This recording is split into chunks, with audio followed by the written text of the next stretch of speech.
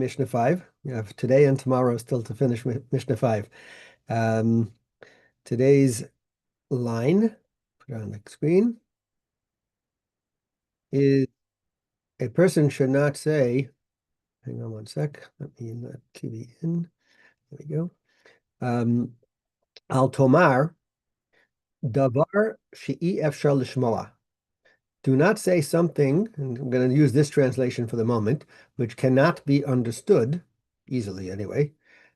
Sofa lihishma, which will, according to this, only later be understood. Now, the word lishmoa, lihishama, could mean to hear, or it could mean to be understood, right? When we're listening, we're hearing. So there's to hear something, and then there's to not just hear it, but to listen and understand it. So there's two different ways of interpreting this line, and we'll see in a moment how that plays out. So we could read it as it's translated here, but we could also read it as don't say something that will not get heard because it will be heard. Okay, so we'll take the two options. So and there's one other, which is Rashi actually has he has a couple of versions, but one of his versions has the wording here different where this word is not here. And this word says she'i efshar, that it's not able to be. Whereas if you take that word out, it will be that it can be. So the way he understands it, according to that version, is that a person should not say something, oh, something that I can hear now about something that I can hear now. In other words, let's say he's talking about Torah, and particularly if you have a chance to learn something and to understand something, don't say, oh, sofa lishmoa, I'll hear it later. I'll hear it at the end. Don't say that. You can do it now, do it now. Don't push it off. That's one way to approach it.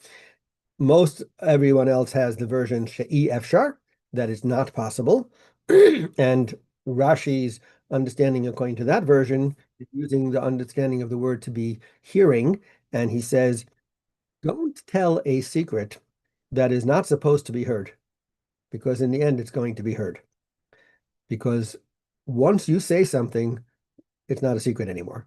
And again, a number of the commentaries go along this line, which is that you're gonna say something, and you think first of all, when you tell a secret, it could be once in a while that you know a secret just because you know it. A lot of times, someone else told it to you, so someone else told you to, but don't tell anybody else. Now you go tell anyone else, and you say that. So once all of a sudden, you've just opened the door, right?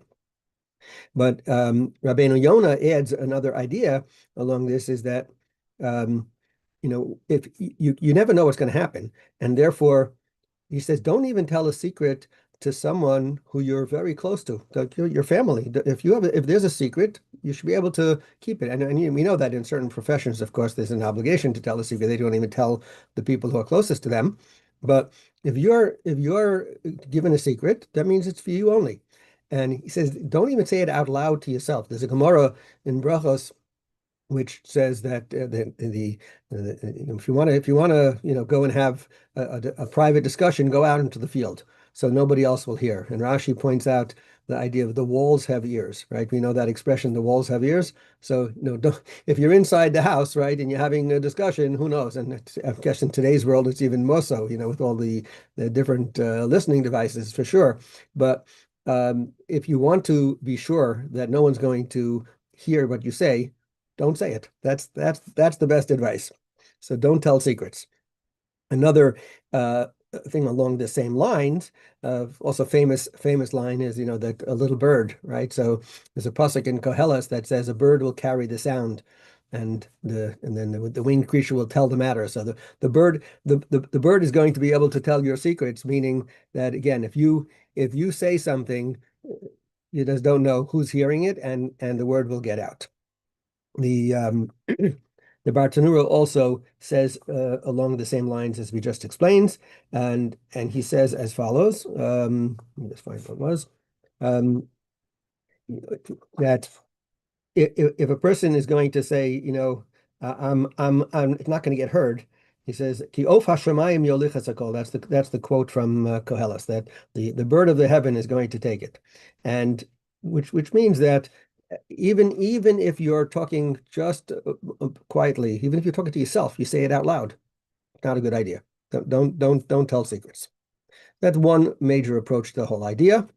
Another approach to this is in terms of when you want to tell something of us. That's the understood aspect. That when you want to tell somebody something, say it clearly. Be clear in what you say. Make yourself understood. Don't say something that's hard to understand. So the Bartanura says, don't make your words say what's unclear, so that oh, if someone just is listening simply, they're not going to understand it.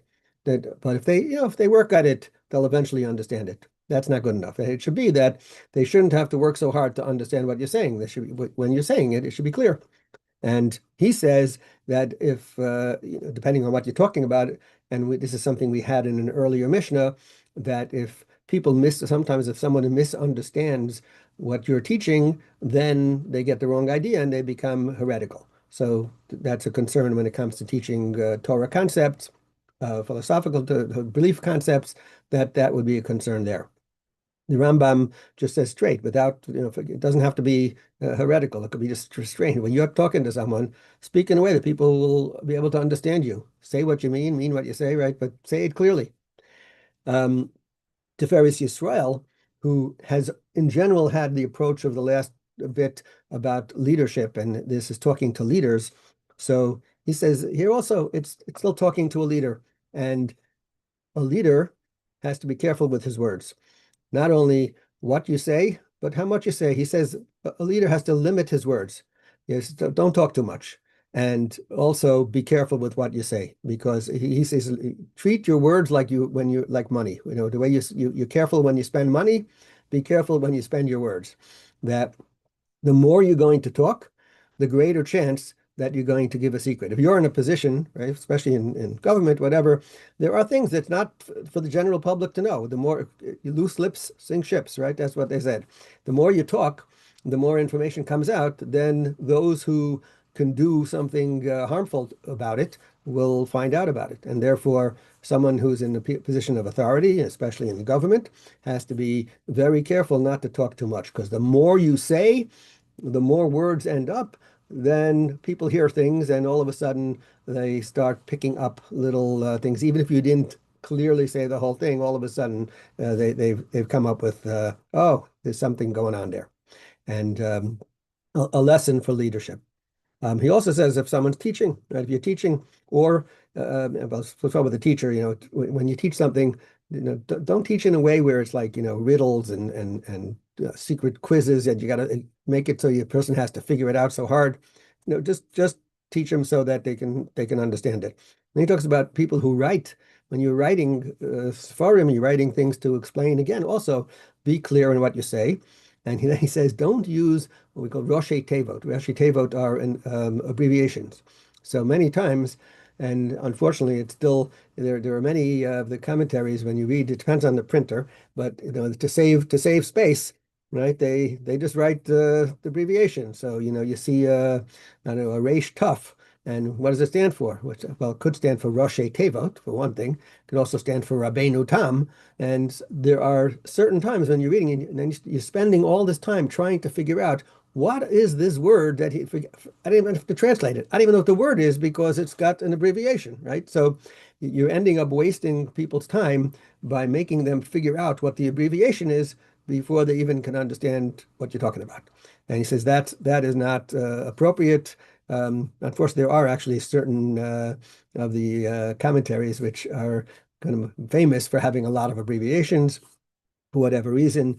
Could be in those days when they wrote them originally, ink was scarce, so who knows what. But for sure, I know from my own studies that there are certain places like you spend a lot of time trying to know what I don't even know what the word is. Forget about the translation, right? So there you go. And finally, another idea using the word understood, that lishmoa means to understand, is that when he says when you're learning, also when you're learning Torah, this is Irving Bunim, don't feel that something's too hard to understand. if you work at it, you'll be able to understand. You have to work at it. And it's true when it comes to Torah learning, isn't everything obvious. You do have to spend some time, but if you spend the time, eventually you'll do it. There's a concept we call yagati umatsasi. I worked at it and I found it. If I don't say we say don't say that I worked and I didn't find. And you have to say, if I worked at it, you're going to be able to. When it comes to learning, if you really put the effort in, you'll be successful. And we will.